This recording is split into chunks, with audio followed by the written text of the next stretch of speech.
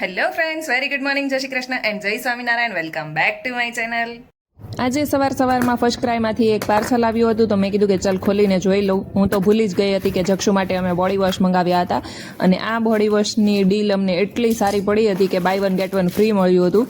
આ જ body wash આપણે જો બહારથી માર્કેટમાંથી લઈએ ને તો MRP ટુ MRP મળે, અને અહીંયા ડાયરેક્ટ 50% ડિસ્કાઉન્ટમાં મળી ગયા હતા, અને એ પણ બાય વન ગેટ વન છે એટલે બહુ જ સારી ડીલ અમને મળી હતી. ફર્સ્ટ ક્રાયમાં ઘણી વખત બહુ જ સારા ડિસ્કાઉન્ટ મળી રહે છે, તમારે ઓનલાઈન જોતું રહેવું પડે તો તમને એનો બેનિફિટ મળે.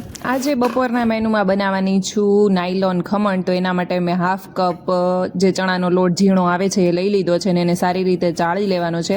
એના અંદર કોઈ પણ જાતનો લમ્પ્સ ના રહેવો જોઈએ, એટલે ચાળીને જ યુઝ કરવાનો છે. તો અહીંયા જોઈ શકો છો આપણો લોટ ચડાઈ ગયો છે. 1 કપ લોટ લીધો તો એની સામે આપણે અડધો કપ પાણી લેવાનું છે, અને એ પાણીની અંદર પહેલાં બધી જ વસ્તુને મિક્સ કરી દેવાની છે, અને પછી આપણે લોટ લાસ્ટમાં એડ કરીશું. તો અહીંયા મેં સાઇટ્રિક એસિડ લઈ લીધું છે, લીંબુના ફૂલ એ નાની ચમચી એડ કરીશું. એ પછી આપણે ખાંડ એડ કરવાની છે, 2 ચમચી ખાંડ, અને હાફ ટીસ્પૂન મીઠું એડ કરીશું. મીઠું આપણે વઘારમાં પણ એડ કરીશું, એટલે અત્યારે બહુ એડ નથી કરવાનું.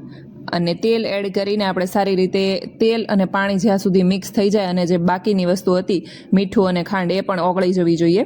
તો આપણું બેટર બનીને રેડી છે. એના અંદર આપણે ચણાનો લોટ એડ કરી દઈશું અને સારી રીતે મિક્સ કરી દઈશું. અહીંયા મેં હળદર અને આદુ મરચી એડ કર્યા છે. એ બિલકુલ ઓપ્શનલ છે, કેમ કે વઘારમાં તમને મરચાં નાખવાના જ છે. પરંતુ જો તમારે કોરા ખમણ ખાવા હોય તો તમે આના અંદર આદુ મરચી એડ કરેલું હોય તો ટેસ્ટ સારો આવે છે. એટલે મેં અહીંયા હળદર અને આદુ મરચી બેટરની અંદર જ એડ કરી દીધા છે, અને એને સારી રીતે મિક્સ થઈ જાય ત્યાં સુધી આપણે હલાવીશું. એને ઢાંકીને 10 મિનિટ માટે રેસ્ટ આપવાનો છે. ત્યાં સુધી આપણે બીજી પ્રિપેરેશન કરી લઈએ. જે ઢોકળિયું હોય એ રેડી કરવાનું છે. તો મેં અહીંયા એક કડાઈ લઈ લીધી છે, એના અંદર કાંઠો મૂકીને આપણે ઢાંકી દઈશું. પાણી એકદમ ગરમ થઈ જાય ત્યાં સુધીમાં આપણે જે વાસણની અંદર તમારે ખમણ બનાવવા હોય એને ગ્રીસ કરી લેવાના છે. મારી પાસે કેક ટીન છે તો મેં એને ગ્રીસ કરી લીધું છે. 10 મિનિટ થઈ ગઈ છે, તો હવે લાસ્ટમાં આપણે જે કુકિંગ સોડા આવે છે એ એડ કરી દઈશું, અને એને એક્ટિવેટ થઈ જાય એ માટે સારી રીતે મિક્સ કરવાનું છે. તો તમે અહીંયા જોઈ શકો છો આપણું બેટર એકદમ ફ્લફી થઈ જવું જોઈએ.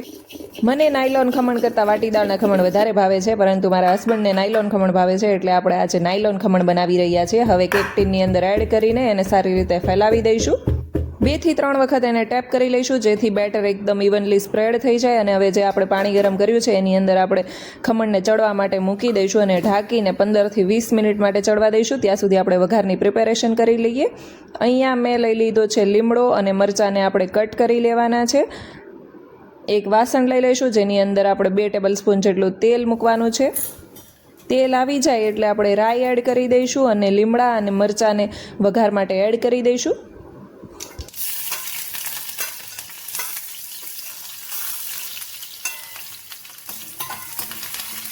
ખમણની અંદર ગરમ વઘાર નથી એડ કરવાનો, એટલે આપણે વઘાર કરીને પહેલેથી જ રેડી કરી દઈશું. એટલે થોડો ઠંડો થઈ જાય એ પછી આપણા ખમણ ચડી જાય તો એની અંદર આપણે વઘાર એડ કરી શકીએ.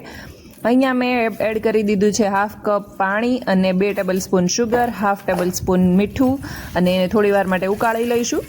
સારી રીતે બધી વસ્તુ મિક્સ થઈ જાય ત્યાં સુધીમાં આપણા ખમણ પણ ચડી ગયા છે. હવે એને ડીમોલ્ડ કરી લેવાના છે. તમે અહીંયા જોઈ શકો છો કેટલા સરસ રીતે ડીમોલ્ડ થઈ ગયા છે, અને એકદમ ફ્લફી બન્યા છે. તો હવે એને કટ કરી લઈએ. વઘાર આપણો રેડી છે, પણ આપણે એકદમ ગરમ વઘાર હોય ત્યારે આપણે એને એડ નથી કરવાનો, નહીંતર આપણા જે ખમણ છે એ આ રીતે સ્ક્વેર શેપમાં નહીં રહે, એકદમ આમ મેલ્ટ થઈ જાય ને એ રીતના થઈ જશે. એટલે વઘાર થોડો ઠંડો થઈ ગયો છે, એટલે હવે આપણે એને ખમણની ઉપર એડ કરી દઈએ.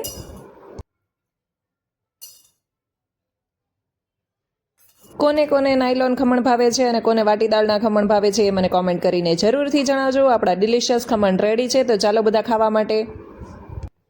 બપોરનો ટાઈમ થઈ ગયો હતો, અને અમારી ઘરે આવ્યા છે મારા મોટા નણંદ. એ લોકો બધા વડતાલ ગયા હતા, એટલે ત્યાંથી અમારું ઘર રસ્તામાં પડે, તો જોડે આટો મરાઈ જાય. બચ્ચા પાર્ટી અહીંયા ટીવી જોવામાં બિઝી છે.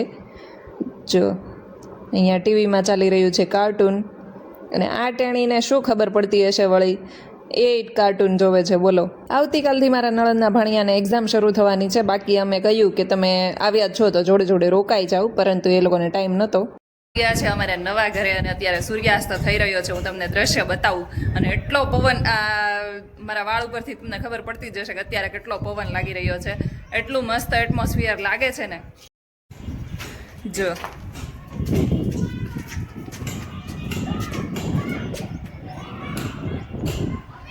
અમારી બાલ્કનીનો વ્યૂ તમે જોઈ શકો છો અને પવન પણ તમને ખબર પડતી જ હશે, અવાજ આવતો હશે પવનનો. એટલે અત્યારે એટલી મજા આવે છે કે અત્યારે આટલો પવન મજા આવે છે તો પછી મને એમ થાય છે કે જ્યારે અહીંયા રહેવા આવી જશું ને બધું રેડી થઈ જશે ત્યારે કેટલી મજા આવશે. પોતાનું ઘર હોય એ પોતાનું જ ઘર હોય.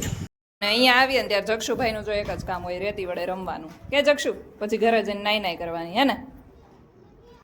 આજ માટે બસ આટલું જ. કાલે મળીએ ફરી એક નવા બ્લોગની સાથે. ત્યાં સુધી ગુડ નાઇટ, જય શ્રી કૃષ્ણ એન્ડ જય સ્વામિનારાયણ. મારી ચેનલ ઉપર નવા હોય તો સબસ્ક્રાઇબ કરવાનું ભૂલતા નહીં. Thank you for watching. By.